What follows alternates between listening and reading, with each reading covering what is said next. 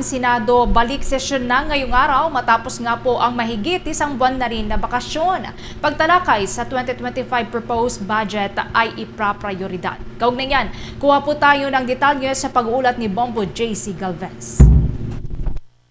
Balik sesyon ng Senado ngayong araw, Nobyembre 4 matapos ang higit isang buwan na bakasyon. Ayon kay Senate President Francis Chis Escudero, pangunahin na kanilang tututukan at ipaprioridad ay ang pagtalakay sa panukalang pambansang pondo para sa susunod na taon. 2 hanggang 3 lingguan niyang kanilang ilalaan para busisiin ang 2025 national budget. Bukod sa pondo para sa susunod na taon, sisikapin nilaan niyang talakayin ang ilan pang panukalang batas na naantala na bahagi ng priority measures. Gayon din ang pagtalakay ng mga local bills bago matapos ang Kongreso. Ayon sa liderato ng Senado, bagamat bawal munang pagkakasa ng mga pagdinig, sa panahon na may morning-afternoon session para sa budget, maaring may ilan daw na i-exempt kabilang ang pagdinig sa bangsamoro election postponement.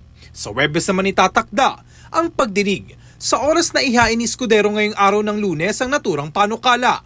Anya, mahalaga na may ipasa agad ito upang mapaalalahanan ng mga residente sa BARM kaugnay sa plano ng Kongreso na ipagpaliban ng eleksyon. Ayon pa sa Pangulo ng Senado, may impormasyon na nakarating sa kanya na prioridad ng Malacanang ang panukalang pagpapaliban sa BARM elections. Kasi for 2 weeks, morning and afternoon kami. 2 weeks lang naman yan. Depende sa chairman, hindi ko pa siya nakakusap actually. Pagpasok.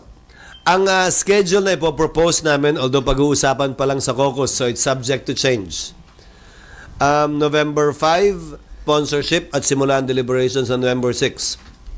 Para sa Bombo Network News, ako si Bombo JC Galvez nag-uulat para sa number 1 and most trusted radio network in the country, Bombo Radio Philippines, Basta Radio. Bombo!